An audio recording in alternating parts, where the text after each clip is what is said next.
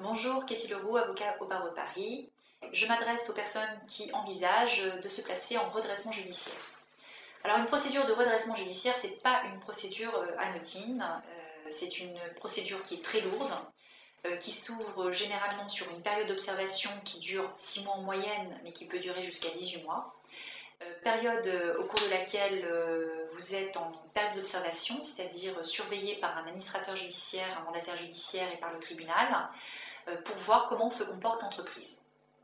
Donc concrètement, au moment où il y a l'ouverture de la procédure de redressement judiciaire, toutes vos dettes antérieures sont gelées, donc vous n'avez pas à payer vos créanciers antérieurs à la procédure, et simplement on regarde si pendant cette période d'observation, avec votre trésorerie et votre chiffre d'affaires qui rentre à ce moment-là, vous êtes capable de payer ne serait-ce que vos charges courantes.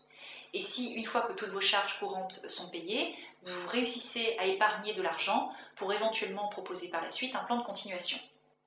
Alors, durant cette période d'observation, c'est très compliqué. Vous devez voir un administrateur judiciaire qui vous fera ouvrir un compte bancaire dans une banque spécifique qui accepte les sociétés en redressement judiciaire. Donc, votre compte bancaire fonctionnera avec un chéquier sous double signature. Donc, votre signature est celle de l'administrateur judiciaire. Vous devrez systématiquement voir l'administrateur judiciaire pour payer vos fournisseurs et avant de contresigner les chèques, évidemment, il va vérifier le solde disponible en banque. À l'issue donc de la période d'observation, si vous dégagez suffisamment de chiffre d'affaires pour proposer un plan de continuation, eh bien un plan sera arrêté par le tribunal et vous aurez une période entre 1 an et 10 ans maximum pour rembourser les dettes de votre société. Alors ce n'est pas une procédure que je conseille facilement parce que vous l'aurez compris, c'est très lourd à gérer, très épuisant. Vous ne pouvez pas non plus prendre la rémunération que vous souhaitez pendant cette période d'observation.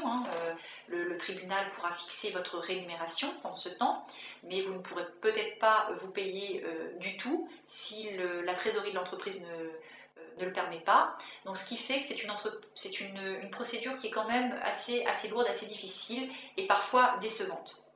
Enfin, en tous les cas, sachez que d'autres procédures alternatives peuvent être mises en œuvre.